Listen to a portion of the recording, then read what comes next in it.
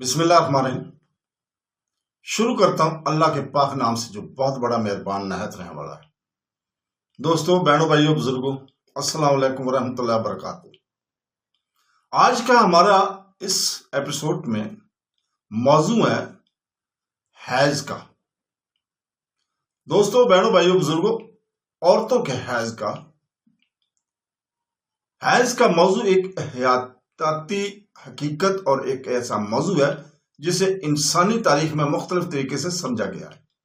اسلامی نقطہ نظر سے یہ تسلیم کرنا ضروری ہے کہ اللہ تعالیٰ ہی انسانوں کا خالق ہے اور جس نے جسم کے قدرتی نظام کو حکمت اور مقصد کے ساتھ ڈیزائن کیا ہے۔ حیض سمیت انسانی جسم کا ہر کام اللہ تعالیٰ کی کامل تخلیق کا ایک حصہ ہے۔ قرآن پاک ہمیں انسانی زندگی کی ابتدا اور اس کی ترقی کے مراحل کی یاد دلاتا ہے۔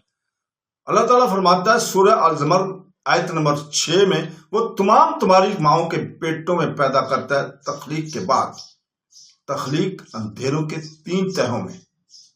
یہ آیت اس بات پر روشنی ڈالتی ہے کہ انسانی زندگی اللہ کے حکم سے رحم کے اندر مراحل میں پروان چڑھتی ہے۔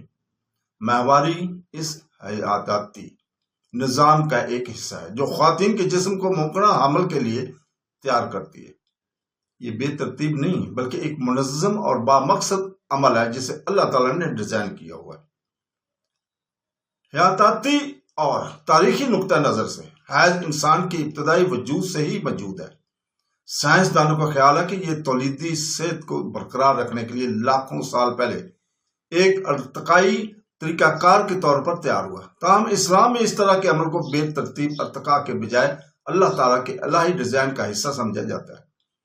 تخلیق میں ہر چیز اس کی حکمت اور مرضی کے مطابق کام کرتی ہے۔ اللہ تعالیٰ فرماتا ہے سورہ ذریات آیت نمبر 21 میں، جس کا ترجمہ ہے، اور اپنے آپ میں پھر کیا تم نہیں دیکھو گے۔ یہ آیت انسانوں کو اپنے جسم پر غور و فکر کرنے کی ترغیب دیتی ہے۔ انسانی تولیدی نظام کی پیچیدگی بشمول حیض اللہ تعالیٰ کی حکمت کی نشاندہی ہے۔ یہ ظاہر کرتا ہے کہ زندگی کو کتنی احتیاط سے ڈیزائن اور برقرار رکھا گیا ہے۔ تاریخی طور پر حیض کے مختلف تہذیبوں میں تشریح کی گئی ہے۔ قدیم زمانے میں کچھ فلسفیوں کا خیال تھا کہ یہ جسم کے لیے خود کو صاف کرنے کا ایک طریقہ ہے۔ دوسری ثقافتوں میں یہ غلط فہمی اور خرافات اور بدنامی سے گھرا ہوا تھا۔ قرون وسطی کے معاشروں میں سائنسی سمجھ کو کمی کی وجہ سے حیض کو اکثر شرمناک چیز سمجھا جاتا ہے، تاہم کچھ قدیم ثقافتوں میں اسے ایک مقدس یا طاقتور قدرتی عمل کے طور پر بھی دیکھا جاتا ہے۔ دوستو، بہنوں، بھائیوں، بزرگوں، اسلام حیض کے بارے میں متوازن اور باوقار فہم لایا۔ یہ نہ تو اس کو بدنام کرتا ہے اور نہ ہی اس کی تسبیح کرتا ہے، بلکہ اسے عبادت اور صفائی کا مخصوص احکام کے ساتھ ایک فطری حالت سمجھتا ہے۔ قرآن پاک میں اللہ تعالیٰ نے واضح طور پر حیض کا احترام اور رہنمائی کے ساتھ ذکر کیا ہے۔ اللہ تعالیٰ فرماتا ہے سورہ بقرہ کی آیت نمبر 222 میں، جس کا ترجمہ ہے، وہ تم سے حیض کے بارے میں پوچھتے ہیں کہ کہہ دو کہ یہ نقصان دہ ہے، لہذا حیض کے دنوں میں بیویوں سے دور رہو اور جب تک وہ پاک نہ ہو جائے ان کے پاس نہ جاؤ۔ یہ آیات حیض کے دوران جسمانی تعلقات کے بارے میں واضح رہنمائی کرتی ہے اور عورتوں کے احترام کو برقرار رکھتی ہے۔ اس سے معلوم ہوتا ہے کہ حیض ایک فطری حالت ہے، ناپاک چیز نہیں جو کہ ذلت امیز معنی میں ہے، بلکہ ایک ایسی حالت جس کے لیے عبادت اور قربت میں کچھ عارضی ایڈجسٹمنٹ کی ضرورت ہے۔ اسلام میں حیض کی وجہ سے خواتین کو برا بھلا یا حقیر نہیں سمجھنا چاہیے اور نہ سمجھا جاتا ہے۔ اس کے بجائے یہ ان کے قدرتی حیاتیاتی سائیکل کے حصے کے طور پر تسلیم کیا جاتا ہے۔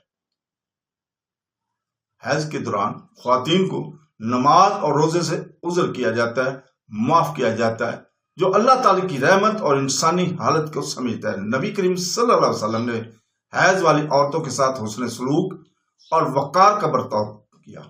صحیح البخاری میں درج صحیح حدیث میں ہے کہ نبی کریم صلی اللہ علیہ وسلم اپنی بیوی کی گود میں سر رکھ کر حیض کی حالت میں لیٹتے تھے۔ اس سے ظاہر ہوتا ہے کہ جذباتی اور معاشرتی قربت حرام نہیں ہے۔ اسلام اس خیال کو مسترد کرتا ہے کہ حیض عذاب ہے یا شرم کا باعث ہے، اس کی بجائے یہ خواتین کی صحت اور تولیت کے لیے اللہ کے قدرتی نظام کا ایک حصہ ہے۔ جسم خود کو ممکنہ حاصل کے لیے تیار کرتا ہے، اور جب حمل نہیں ہوتا ہے تو بچہ دانی کی پرت قدرتی طور پر بہہ جاتی ہے۔ یہ حیاتیاتی عمل انسانی جسم میں توازن برقرار رکھنے میں اللہ کی حکمت کا ایک حصہ ہے۔ جدید سائنس ماہواری کو تولیدی سائیکل کے حصے کے طور پر بیان کرتی ہے، جہاں جسم ہر ماہ حمل کے لیے تیاری کرتا ہے۔ اگر فرٹیلائزیشن نہیں ہوتی ہے تو بچہ دانی کی پرت کو بہایا جاتا ہے۔ کچھ سائنسی نظریات بتاتے ہیں کہ اس سے جسم کی حفاظت اور صحت مند تولید کو یقینی بنانے میں مدد مل سکتی ہے۔ تاہم سائنسی نظریات سے قطع نظر مسلمان اس بات پر یقین رکھتے ہیں کہ اللہ تعالیٰ تخلیق کے پیچھے تمام حکمتوں کی حتمی ڈیزائن اور جاننے والا ہے۔ قرآن اس بات پر بھی زور دیتا ہے کہ اللہ تعالیٰ کسی جان پر اس کی طاقت سے زیادہ بوجھ نہیں ڈالتا ہے۔ سورہ بقرہ کی آیت نمبر 286 میں اللہ تعالیٰ فرماتا ہے، اللہ کسی جان کو اس کی برداشت سے زیادہ تکلیف نہیں دیتا۔ یہ آیت زندگی کے تمام پہلوؤں میں اللہ کی رحمت کی عکاسی کرتی ہے، بشمول فطری حالات جیسے حیض۔ اس دوران عورتوں کو عبادات میں آسانی دی جاتی ہے اور ان سے نماز یا روزے کے از غائب ہونے کی ذمہ داری نہیں ٹھہرایا جاتا، جس کے بعد میں قضا کر سکتی ہے۔ دوستو، بہنوں، بھائیوں، بزرگوں، ہم اللہ تعالیٰ سے دعا کرتے ہیں کہ وہ ہمیں سیدھے راستے پہ چلنے کی توفیق عطا فرمائے۔ یا اللہ، ہمیں قرآن پاک اور حدیث نبوی صلی اللہ علیہ وسلم کو پڑھنے، سننے اور اس کے اوپر عمل کرنے کی توفیق عطا فرمائے۔ تو دوستو، ہم اگلی 35 نمبر میں ایپیسوڈ میں ہم نمرود کون تھا اور اسے کیسے پیدا کیا، اس کی ایک شرمناک پیدائش کے بارے میں بیان کریں گے۔ تو کل تک اجازت، اللہ حافظ۔